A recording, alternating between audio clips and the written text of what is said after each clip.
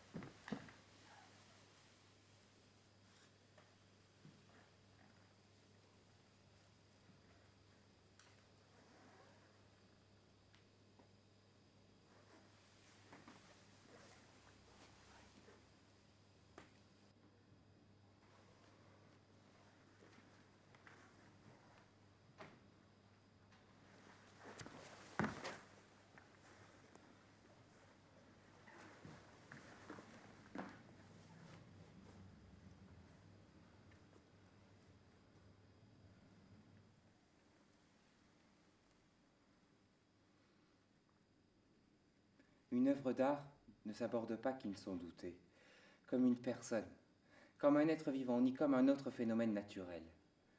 Le poème, le tableau, la statue exigent d'être examinés avec un certain nombre de qualités. Mais parlons du tableau. Je suis dans l'autobus, assis. Je n'ai qu'à regarder dehors. La rue descend que l'autobus dévale. Je vais assez vite pour n'avoir pas la possibilité de m'attarder sur un visage ou un geste. Ma vitesse exige de mon regard une vitesse correspondante. Eh bien, pas un visage, pas un corps, pas une attitude qui soit apprêtée pour moi. Ils sont nus. J'enregistre. Un homme très grand, très maigre, voûté, la poitrine creuse, lunettes et long nez. Une grosse ménagère qui marche lentement, lourdement, tristement. Un vieillard qui n'est pas un beau vieillard. Un arbre qui est seul, à côté d'un arbre qui est seul, à côté d'un autre, un employé, un autre, une multitude d'employés, toute une ville peuplée d'employés courbés, tout entier rassemblés dans ce détail d'eux-mêmes que mon regard enregistre. Un pli de la bouche, une lassitude des épaules, chacune de leurs attitudes à cause peut-être de cette vitesse de mon œil et du véhicule, est griffonnée si vite saisie dans son arabesque que chaque être m'est révélé dans ce qu'il a de plus neuf, de plus irremplaçable, et c'est toujours une blessure, grâce à la solitude où les place cette blessure, dont ils ont à peine connaissance et où pourtant tout leur être afflue. Je traverse ainsi une ville crayonnée par Rembrandt, où chacun et chaque chose sont saisis dans leur vérité qui laisse loin derrière la beauté plastique. La ville, faite de solitude, serait admirable de vie, sauf que mon autobus croise des amoureux traversant une place. Ils se tiennent par la taille, et la fille a inventé ce geste charmant, mettre et garder sa petite main dans la poche revolver du blue jean du garçon. Et voici que ce geste gracieux et apprêté vulgarise une page de chef-d'œuvre.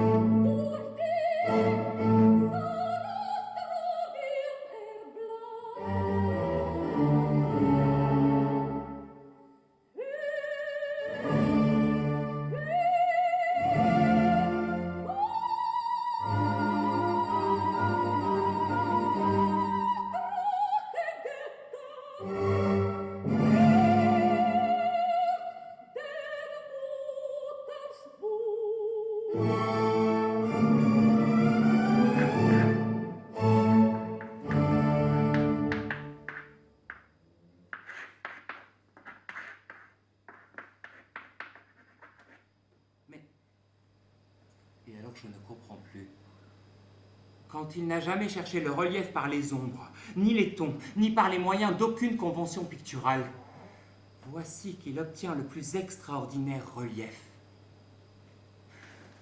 Au café. Cependant que lit Giacometti, un arabe misérable, presque aveugle, cause un peu de scandale en traitant d'enculé un client, un autre. Le client insulté regarde fixement l'aveugle, méchamment, fait bouger comme s'il mâchait sa rage ses maxillaires.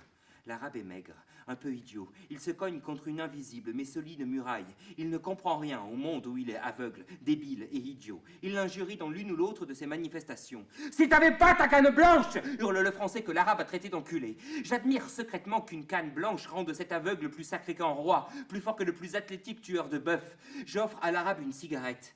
Ses doigts la cherchent, la trouvent un peu au hasard. Il est petit, maigre, sale, un peu ivre aussi. Bégayant, il bave. Sa barbe est rare et mal rasée. Dans son pantalon, on ne suppose pas de jambes.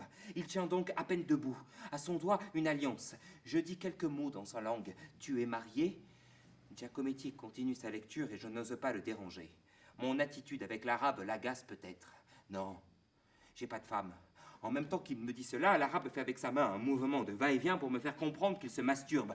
Non, pas de femme, j'ai ma main. Et puis, avec ma main, non, y a rien. Rien que ma serviette ou les draps. Ses yeux blancs, décolorés, sans regard, sont sans cesse en mouvement. Et je serai puni. Le bon Dieu va me punir. Tu ne sais pas tout ce que j'ai fait. Giacometti a terminé sa lecture. Il retire ses lunettes cassées. Il les met dans sa poche, nous sortons. Je voudrais commenter l'incident, mais que me répondrait-il? Que dirais-je?